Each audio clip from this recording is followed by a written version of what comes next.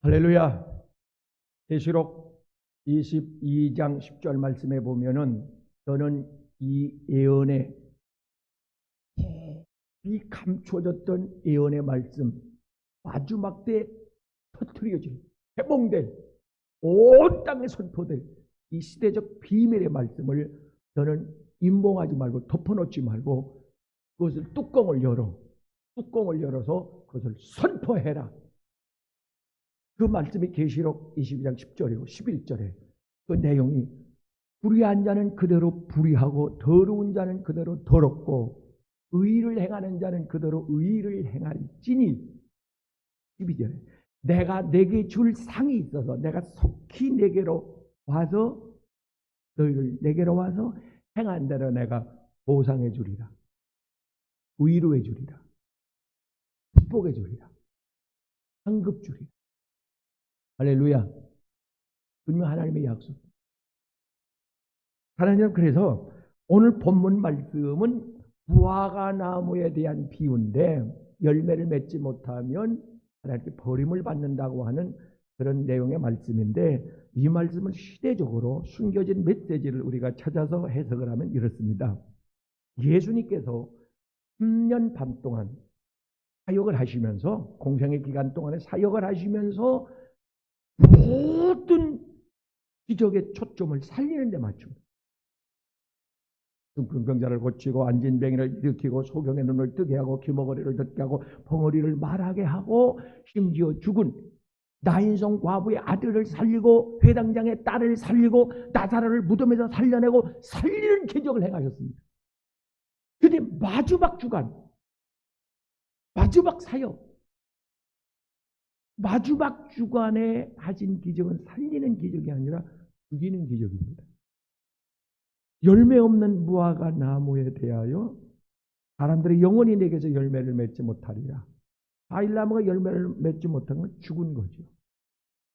자리만 차지하고 그 비싼 땅에, 그 땅에 거기 서 있을 필요가 없는 거죠. 내가 솎아낸다. 마태복음 3장 10절은 내가 찍어낸다. 열매를 맺지 못하니까 더 이상 너는 그 자리에 있을 필요가 없다. 하나님께서 원하시는 건 열매입니다. 열매. 그런데 이 말씀이 전후 말씀과 연결을 해야 되는데 예수님께서 지금 어디로 가시는 길이냐면 예루살렘 성전, 교회로 들어가고 계십니다. 들어가면서 어느 쪽으로 지금 무화과 나무를 저주하시면서 엄청난 예루살렘 성전에 들어가셔서 어떤 일을 행하시겠다고 하는 우리에게 예고를 해주고 있습니다. 성전에 들어가 예수님 뭐 하셨느냐? 비둘기 파는 사람, 돈 바꾼 사람, 제사장, 레위인들 다 내쫓아. 성전 정화, 대청소, 성전, 교회를 심판하셨다는 얘기입니다. 마지막 때 예수님께서 코로나 질병이라고 하는 어떤 매개체를 통해서 하나님은 성전을 정화하고 계십니다. 그걸 아시라. 이건 우연이 아닙니다. 필직입니다. 성전 정화. 여러분, 일제시대 때 일본 천황에 절하지 아니한, 머리 숙이지 아니한 교회는 1.4%. 96%가 다 신사참배를 했습니다. 가담했습니다. 우상 앞에 절을 했습니다. 손을 잡았습니다. 죽음이 두려웠던 거죠. 하나님의 법을 어겼습니다. 분명히 하나님께서 계시록 21장 8절 말씀에 우상을 섬긴 자, 음행을 행한 자, 천국에 들어가지 못한다. 불못에 던져. 분명히 하나님께서 요한계시록 22장 10절 말씀에도 역시 마찬가지. 15절 말씀까지 보면은 개들과 우상을 섬긴 자와 도물 친 자와 술객들은 하나님 나라에 들어가지 못. 이걸 영적으로 보면, 영적으로 우리가 해석을 해보면 개들, 개 짐승은 거듭나지 않은 자들, 자기 욕망으로 사는 자입니다. 범술가, 예언한다고 헛소리하는 자들,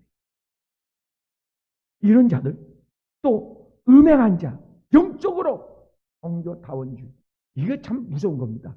하나님 여러분요, 하나님께서 그래도 세계에서 내놓으라 하는 한국 교회를 하나님이 정비할 때에, 심판할 때에 왜 심판을 하느냐? 그 안에 우상이 있는데 무슨 우상이냐? 인본주의. 인본주의라고 하는 이 우상인데, 인본주의 사상을, 신학을 가지고 있는, 철학을 가지고 있는 목회자는 사람의 비율을 맞춥니다. 사람의 눈치를 봅니다. 사람의 입맛에 맞게 하나님의 말씀을 요를 해서 순환을 시켜버려요. 하나님의 기분을, 하나님의 눈치를, 하나님의 마음을 헤아려야 되는데, 괜찮아, 그럴 수 있지, 교회만 나오면 되지. 하나님 여러분요, 교회 안에 있는 우상이 뭐냐니까 물질 만능주의라고 하는 우상인데, 현대 교회 안에 있는 우상들입니다. 물질 만능에 사로잡히면 하나님 여러분의 성공에 초점을 맞춰. 할 수 있다, 하면 된다, 잘 될 것이다, 통통할 것이다. 이게 우상. 현대 교회 안에 있는 우상이 세속주의입니다. 사회주의. 이 세속 사회주의인데, 이 세속주의는 사람 여러분의 세상의 문화에 속해서 따라갑니다. 세상 물에 떠내려갑니다. 방학 때 예배 안 드립니다. 명절 때 예배 안 드립니다. 아주 당연히 코로나가 터지니까 예배 안 드립니다. 이게 세속주의. 세상의 상황의 형편에 따라가는 겁니다. 한 물고기는 물을 거슬러 올라갑니다. 이게 세속주의 우상인데, 하나님의 사회주의라고 하는 우상도 있습니다. 사회주의. 공산주의나 아니면 어느 정당과 손을 잡는 것. 이게 무서운 겁니다. 나는 여당이요, 나는 야당이요. 교회에서 절대 그런 소리 하지 마세요. 저도 역시 여당도 아니고 야당도 아니고, 우리는 예수다. 그것을 지도할 수 있는, 바른 길로 리더할 수 있는, 그들을 진단해서 책망하고 그들을 교훈할 수 있는 이런 자리에 있어야지, 어느 당에 휩쓸려 가지고 꼴불견. 절대 그리스도인은 그래서는 안 된다고. 어떤 사람은 목숨을 거는 사람이 있어요. 아주 핏대를 세우고, 교회 안에서도. 목사도 그런 교회가 있어요. 자기가 좋아하는 사람이 당선됐다고 교회에서 잔치를 벌여서, 그래서는 안 된다 그 말이에요. 지금 그걸 말하고 있는 겁니다. 한국 교회가 그렇게 병들었다는 겁니다. 이런 교회를 위해서 깊이 기도해 본 분들은 성령이 탄식하는 그 눈물을 여러분은 느꼈을 겁니다. 수술해야 합니다. 도려내야 합니다. 그런데도 살아가는 여러분이요, 한국교회가 회개할 기미가 보이지 않는다는 사실입니다. 이게 더 큰 문제입니다. 코로나가 문제 아닙니다. 하나님 끝내고 싶습니다. 한 달 만에 끝내주고 싶습니다. 그러나 끝낼 일이 아니었습니다. 하나님 분명히 하나님 앞에 우리는 회개해야 합니다. 종교다원주의라고 하는 또 우상이 또 있습니다. 그러니까 우상천지요. 전에는 우상이 하나 있더라고요. 하나. 불상 하나. 내 교회 안에는 온갖 우상이 자리 잡고 있습니다. 종교다원주의. 그래서 세상 종교는 다 똑같다. 평화, 행복을 추구한다. 그러니까 손잡자. 주님이 교회에 와서 율법을 합니다. 무슨 얘기 하겠습니까? 목사가 절에 가서 설교한다고 가서 절에 가 있습니다. 이게 하나님이 보실 때에 얼마나 역겹겠냐 그 말. 그래서 하나님께서 이사야 1장 15절에 내가 안식일 주일날 너희가 모여서 예배하는 걸 내가 눈뜨고 볼 수 없다. 하나님의 가슴 아픈 피 맺힌 하수연입니다. 언제까지 너희가 정한 곳이 없이 상한 것뿐인데, 언제까지 너희가 매를 더 맞으려고 너희가 그렇게 영적으로 음행을 행하겠나. 여러분, 초대교회 7 대표적인 교회가 있습니다. 6 교회 책망받았습니다. 심판받았습니다. 2 교회뿐만 2 교회만 칭찬을. 교회가 회개하지 아니할 때 우리 스스로라도 개인적으로라도 회개해야 합니다. 그리스도의 피로 씻음 받고 개개인이라도 하나님 앞에 바로 서야 합니다. 그래서 우리는 구원의 반열에 들어가야 되고 천국가야 되고 유고의 반열에 우리는 합류해야. 우리 한 사람 한 사람 하나님, 내 가슴 속에 우상이 없는지, 내 안에 우상이 없는지 하나님 앞에 회개하여 그리스도의 세마포로 단장할 수 있기를 주님의 이름으로 축복합니다. 오늘 본문이 주시는 시대적 메시지는 이겁니다. 2 번째 메시지는 하나님께서 나에게 새 이름을 주셨는데 그 이름에 걸맞게 살지 않는다고 말입니다. 학생은 학생되어야 되고 군인은 군인다워야 합니다. 경찰은 경찰다워야 하는 겁니다. 그런데 그렇지 못하다고 말입니다. 어떤 아주머니가 동사무소에, 여기는 아닌데 지방에 동사무소에 가서 동사무소를 뒤엎었어요. 며칠 전에. 왜 그랬냐니까 공무원이 공무원다워야지 하면서 말입니다. 세례요한처럼 그리스도인이 그리스도다워야. 왜 교회가 욕을 먹습니까? 교회가 교회답지 못해서. 성도가 욕을 먹는 것은 성도답지 못해서 욕을 먹는 것. 너희가 전에는 곤충권세를 잡은 마귀를 따랐으나 우리는 나무로 비교하면 무화과 나무가 아니었습니다. 과거에는 가시나무였습니다. 우리는 가시가 많았습니다. 공격하고 원망하고 비판하고 참수하고 싸우고 분쟁하고 가시나무였습니다. 그러나 이제는 무화과 나무. 우리는 가시밭에 백합합니다. 그래서 우리는 선한 열매를 맺어야 합니다. 고린도후서 5장 17절에 이렇게 말씀합니다. 보라, 너희는 새로운 피조물, 너희는 무화과 나무와 같다. 주인이 보시기에 좋았다라고 하는, 얼마나 정성을 들입니까? 농부들이 살아내며 과수원지기가 그 과수원 나무에 기른 봄부터 아직 겨울에도 걸음을 주고 투자를 하고 나무를 가꾸는 것은 자식 가꾸도 답니다. 그렇게 하나님의 정성을 쏟습니다. 힘을 기울입니다. 저희는 새로운 피조물이라. 우리에게 주신 새로운 이름이 뭡니까? 마태복음 5장 14절 15절 말씀에서 너희는 세상의 소금이요. 희생. 하나님의 미랄이 땅에 떨어져서 희생할 때 열매를 맺는 것처럼 희생해서 세상에 빛이 되어야 된다. 소금과 빛, 우리의 이름입니다. 우리는 그러지 못하고 있다. 너희는 고린도후서 2장 14절에 그리스도의 향기요 편지다. 예수님의 냄새가 나야 되고 그리스도의 메시지를 가지고 살아야 되고 소망과 위로 회복, 구원, 천국 이런 복음의 메시지가 우리 속에 있어서 우리 입에서 나와야 되는데 열매가 맺어져야 되는데 이런 열매가 우리에게 없다는 말씀. 하나님은 열매를 요구하십니다. 세상 사람도 열매를 보기를 원합니다. 마태복음 10장 1절에 우리는 그리스도의 제자입니다. 제자는 스승을 닮아가야 합니다. 우리는 예수님을 닮으려고 합니다.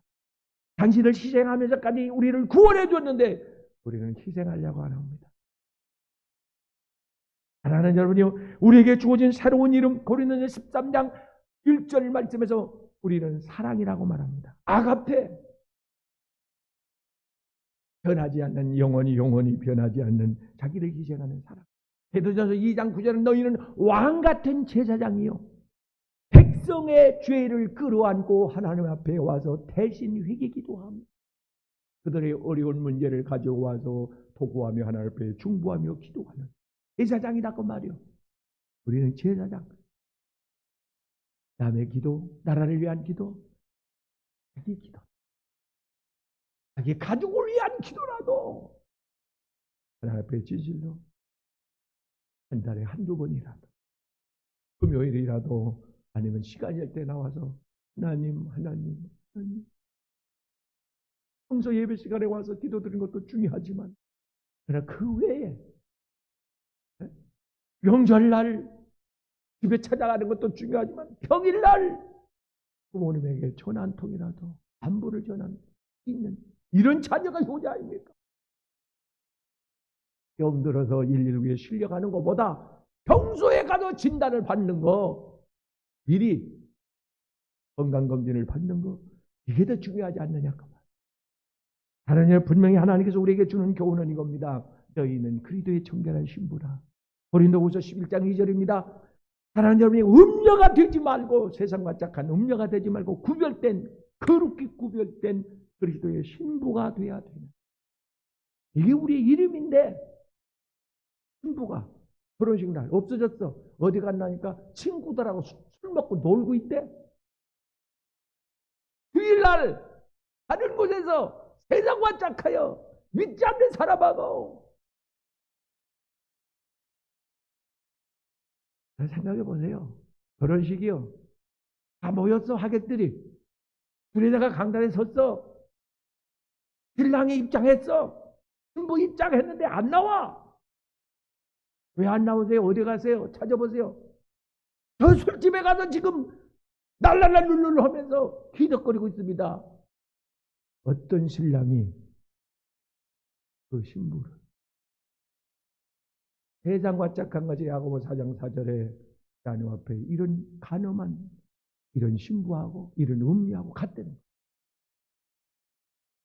세상 것 따라가면 하나님 기뻐할 수 없습니다. 천국 하나님의 거리와 멀어집니다. 너희는 먼저 그의 나라와 마태복음 6장 33절에 예수님 기도를 가르쳐 주시면서 너희는 그 나라와 그의 의를 구하라. 세상에 뭘 먹을까 입을까 세상의 미래의 권세, 세상 것들은 32절에서 다 이방인들이 거듭나지 아니한 자들이 그들이 추구하는 것이다. 아차원적 신령은 하나님 기뻐하는 영원히 없어지지 않을 꿈, 목표, 사명감을 갖기를 주님의 이름으로 축복합니다. 축복합니다. 세 번째, 사랑하는 여러분의 세 번째 주는 교훈은 이겁니다. 무화과 나무가 열매를 맺지 못해서 예수님으로부터 저주를 받았고 까지 다 말라버렸더라. 한두 시간에 있었던 일입니다. 이 사건을 통해서 우리에게 주는 세 번째 교훈은 하나님이 원하실 때 우리가 왜 하나님의 원하는 것을 우리가 들어드리지 못하는가 이겁니다. 마태복음 26장과 누가복음 22장 39절 41절에서 주님께서 제자들에게 그것도 제자 중에 믿음이 좋다고 하는 믿을 만한 세 제자 베드로, 요한, 야고보를 택해가지고 겟세마네 동산에 올라갑니다. 역사의 중요한 운명이 결정되어지는 그런 시간을 예수님께서 내가 심히 고민스럽다. 인류가 전멸하느냐 아니면 살 길이 열려지냐는 그런 판국입니다.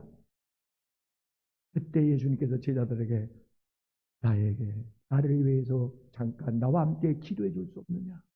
기도를 부탁한다. 함께 기도하자. 이렇게 따라는 갔는데 기도하지 못하고 굴굴 깊은 잠에 빠져 있습니다. 1번이나. 주님이 원하실 때 주님께 요구를 들어주지 못. 주님께서 언젠가 우리에게 어떤 봉사를 시킬 수가 있고 어떤 전도 선교를 시킬 수가 있고 어떤 예배를 요구할 수가 있고 주님께서 우리에게 무언가를 우리에게 원할 때가 있습니다. 누가복음 5장 1절 말씀에 가서 보니까 예수님께서 갈릴리 바다에 많은 항구에 가면 배가 많이 있잖아요. 수십 척 있습니다. 그 중에서 하나를 지목하십니다. 베드로의 배. 그 배를 주님께서 요구하십니다. 이 배 좀 내가 쓸 수 있겠느냐. 사람들은 그 해 안에 앉아 있습니다. 그리고 예수님께서 그 배를 요구하시면서 하세요. 쓰세요. 베드로가. 그리고 예수님께서 배에서 설교를 합니다. 그리고 나서 베드로에게 그물을 깊은 데 가서 던지십니다. 그 명령에 순종하여 그물을 내렸더니 고기가 가득차게 왔더라. 할렐루야. 하나님께 쓰임 받으면 하나님께서 쏠려. 제가 이 교훈을 우리 재미 애정에게 가르쳐 주기 위해서 뭐 좀 빌릴 때가 있어요. 뭐 좀 사와. 그러면서 뭐 좀 사와. 10,000원어치를 사면 15,000원을 줘. 하나님께서 우리에게 요구할 때 순종하면 하나님은 더 붙여줘. 그것만 주지 않아. 깎지 않아. 30배, 60배, 100배. 그러니까 새벽기도 중보기도 한 사람이 장수한다고 그러잖아요. 11조를 드린 사람이 도복을 받고 이 땅의 걸 드린 사람이 천국을 차지하고 열왕기상 17장에 가서 보세요. 이스라엘에 많은 가정이 있고 과부들이 많이 있었지만 하나님께서 사렙 과부 한 사람에게 보냅니다. 엘리야를. 마지막 남은 떡 한 조각을 요구하십니다. 그것을 요구하시고 그 한 떡을 선지자를 주의 종을 위해서 대접하게 하고 그의 3년 6개월 동안 복을 주고 그것뿐이 아닙니다. 그의 아들이 죽었을 때 엘리야의 기도를 통하여 그 아들이 살아나는 부활의 기적을 체험합니다. 놀랍지 않습니까? 요한복음 6장입니다. 요한복음 6장에 가서 어린아이의 보리떡을 주님이 요구합니다. 주님 손에 올려두십니다. 이렇게 해서 그것을 축복하십니다. 5,000명이 먹고 12광주리가 남는 그런 기적을 일으킵니다. 놀랍지 않습니까? 하나님께서 우리에게 무언가를 요구할 때에 아멘, 아멘, 아멘. 마태복음 21장 11절 말씀에 어린 나귀 새끼를 타고 주님께서 예루살렘에 입성하시죠. 나귀를 타고 그때 주가 쓰시겠다. 그 원어에 보면은 주인이 쓰시겠다 그 말이에요. 나귀를 길리는 사람이 따로 있어요. 근데 예수님이 당신이 주인이라고 말씀합니다. 주인이 쓰시겠다. 그 나귀를 풀고 있으니까 키우는 주인이 먹이 주고 관리하는 주인이 나와가지고 아이고 왜 나귀를 풀러가니까 주인이 쓴답니다. 나귀 주인이. 아들의 주인은 하나님, 딸의 주인은 하나님, 물질의 주인도 하나님, 시간의 주인도 하나님, 생명의 주인도 하나님, 내 모든 의 주인은 하나님.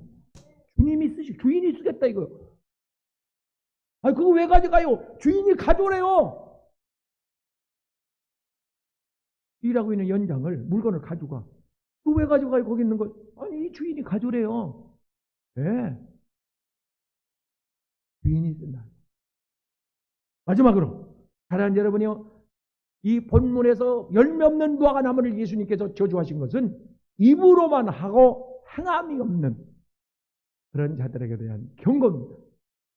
말만 하고 행함이 없어. 여러분 믿음은 눈에 안 보입니다. 그러나 행함이라고 하는 열매는 눈에 보입니다. 분명히 믿음이 있는 사람은 열매가 있어야 합니다. 능력이 있어야 합니다. 마태복음 8장에 믿음을 가졌던 백부장은 예수님의 말씀을 믿는 기적을 일으키는 믿음이 있었습니다. 어떻게 보면 예수님의 말씀은 살아있고 능력이 있는데 그 백부장의 믿음으로 자기 죽어가는 하인을 고쳤습니다. 내 믿음이 너를 구원했다. 이 믿음에는 능력이 있다. 마가복음 16장 16절에는 믿음에는 간증이 있다. 표적이 있다. 이것을 증명해야 합니다. 민내하면서 나무래하면서 하나는 여러분이요 열매가 없으면 그건 죽은 나무, 필요 없는 나무. 분명히 주님께서 말씀합니다. 이 시대에 말을 하는데 열매가 없다. 금년 2020년을 우리는 다 보내고 있습니다. 며칠 안 남았는데 금년에 하나님께서 우리에게 주신 시험 문제가 감사랍니다. 다른 거 안 물을게. 복잡하게 여러 가지 안 시킬게. 감사만 해봐. 1월 1일부터 우리는 감사했습니다. 달력에 보시면 매달 매일 1일날, 2일날, 3일날 감사의 내용은 달려있습니다. 작은 거에 감사하면 하나님 내년에 더 큰 복을 주시겠습니다. 감사를 못했습니다. 그러면 11월 셋째 주에 초주 감사절 날 내가 감사를 합격해봐라. 합격도 했습니다. 저희가 합격했습니다. 다는 아닙니다. 감사의 답이 감사했는데 감사하지 못하고 오히려 원망하고 불평하고 시기하고 하려는 것. 남은 며칠 동안이라도 감사의 합격. 감사가 답입니다. 하나님, 감사가 답입니다. 내 자녀가 속썩인데요. 감사가 답입니다. 언제 끝날까요? 코로나가. 감사가. 내 병이 언제 날까요? 감사가 답입니다. 감사가 답이에요. 하나 더 마지막 이 해가 끝나가면서 하나님 우리에게 주신 그 시험 문제가 하나 있습니다. 뭐냐니까 30분 기도의 시간을 연장하라고. 그거 우리 시험 치르고 있습니다. 평소 기도하는 시간보다 30분 기도 시간을 늘리자. 그러면 내년에 하나님께서 흔들어물러 넘치도록 복을 쏟아부어 주시고, 하나님 분명히 약속하셔서 내년에 표입니다. 2021년 표가 하나님께서 갑절의 복을 주시겠다. 왜? 금년에 합격했기 때문에 쏟아부으실 줄을 믿습니다. 은혜도 은사도 믿음도 능력도 따가먹도 하늘의 신령한 복도 하나님이 흔들어 눌러가지고 쏟아 몰아줄 줄로 믿습니다. 예수 이름으로 축복합니다. 축복합니다. 축복합니다. 마지막 하나 더. 누가복음 13장 말씀에 가서 6절에 주인이 무화과 나무를 심었습니다. 목적이 뭡니까? 열매를 따겠다는 거죠. 1년 기다렸습니다. 열매가 안 맺었어요. 2년 기다렸습니다. 열매가 안 맺어요. 3년을 기다렸습니다. 열매가 없습니다. 주인이 실망을 했습니다. 그래서 일하는 그 공원지기에게 저 나무를 뽑아라. 뽑아 던져라. 사람들이 죽어다 불에 태우게. 그랬더니 가수원지기가 주인님 한 번만 기회. 하나님은 기회를 줍니다. 항상 기회를 줍니다.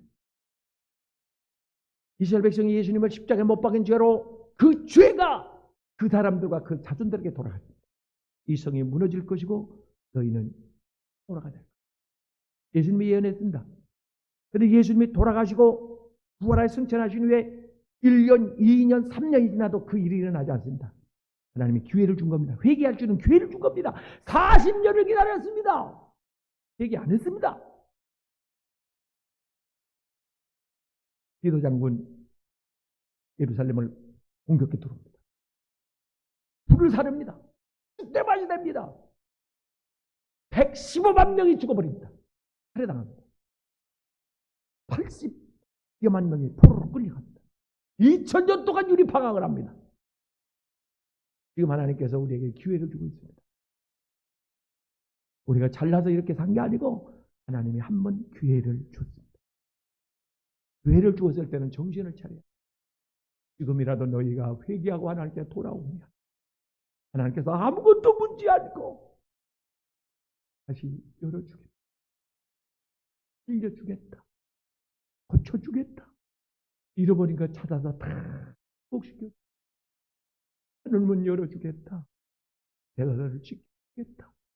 이 기회, 마지막 기회는 전심을 다하여 온 마음을 다하여 하나님 앞에 울며 하나님을 찾아야 그리하면 사는 역사가 분명히 일어납니다. 하나님 기회 주셔서 감사합니다. 어떤 이는 금년에 감사의 열매를 주렁주렁 맺었습니다. 봉사의 열매, 충성의 열매, 사랑의 열매, 기도의 열매, 전도의 열매 주렁주렁 맺었습니다. 꼭 열매가 없더라도 하나님은 마음 아파하시면서 나의 아파하는 마음을 쓰다듬으시면서 나라 울지 말라. 다시 한번 기회를 줄게. 내가 기회 줄게. 지금이라도 오늘부터라도 다시 시작해라. 감사하는 삶을 살아. 이제부터라도 내 기도 시간을 좀 정성을 들여서 기도 시간을 늘려. 부르짖으면 산다. 지금이라도 회개하고 돌아오면 살려줄게. 하나님 내 마음을 찢고 하나님 앞에 울며 교회가 회개를 외치지 않고 회개할 기회가 보이지 않고 우상으로 가득 차 있는 한국 교회, 개개인이라도 회개할 수 있도록 회개력을 부어주십시오. 회개 기회를 주십시오. 다시 한번 살려주십시오. 불쌍히 여겨주십시오. 극일히 여겨주십시오. 용서해 주십시오. 애통하며 회개할 마음을 주십시오. 성령이 오셔서 우리의 마음속에 회개력을 부어주십시오. 이대로는 안 된다는 위기감에서 하나님 앞에 십자가 앞에 끌어엎드려 울며 통곡하며 가슴을 치며 회개할 수 있는 이런 회개하는 영혼들이 여기저기에 일어나게 해 주십시오. 빌려주십시오. 하나님, 한번 기회를 주십시오. 지금은 땅의 복음, 하나님 거짓된 복음, 순화된 복음을 전할 때가 아니고 거짓 선지자들과 하나님 그 복음을 듣는 자들은 성 밖에 있으리라고 말씀하셨는데, 하나님, 지금은 하나님 말씀 그대로 감춰진 말씀을 때를 따라 전해야 되는 이런 파수꾼이 필요할 때입니다. 우리가 그들이 되게 주옵소서. 세상에 병거의 모양은 있으나 능력이 없는 그들에게서 너는 나와라 그리야 산다고 말씀하신 하나님, 나를 빼내어 주시고 하나님 거룩한 곳, 하나님 은혜가 아니면 우리는 살 수가 없는데 은혜를 부어주셔서 열매 맺을 겁니다. 하나님 정신 차릴 겁니다. 이제라도 하나님 순종할 겁니다. 하나님 거룩히 살겠습니다. 하나님의 뜻을 준행하겠습니다. 사명 따라 살겠습니다. 하나님 온 마음으로 예배에 최선을 다하겠습니다. 중보 기도하겠습니다. 가족을 위하여 영혼을 끌어안고 하나님 앞에 목 놓아 울며 에스더처럼 하나님 임종을 불쌍히 하게 해달라고, 하나님 사랑하는 가족을 건져달라고 자식을 끌어안고 기도하겠습니다. 살려주십시오. 건져주십시오. 구원해 주십시오. 하늘나라가 이 땅에 이루어지는 날까지 하나님 제가 재물 되겠습니다. 열심히 하겠습니다. 정신 차리겠습니다. 이 마음 영혼의 울부짖음의 기도를 들어주시고 한 번만 기회를 주시옵소서. 내가 내 눈물을 보고 내 기도를 들어주리라. 분명히 하나님이 약속하셨으니 응답하실 줄로 믿습니다. 나에게 다시 한번 기회를 허락해 주신 고마우신 예수님의 이름으로 기도드립니다.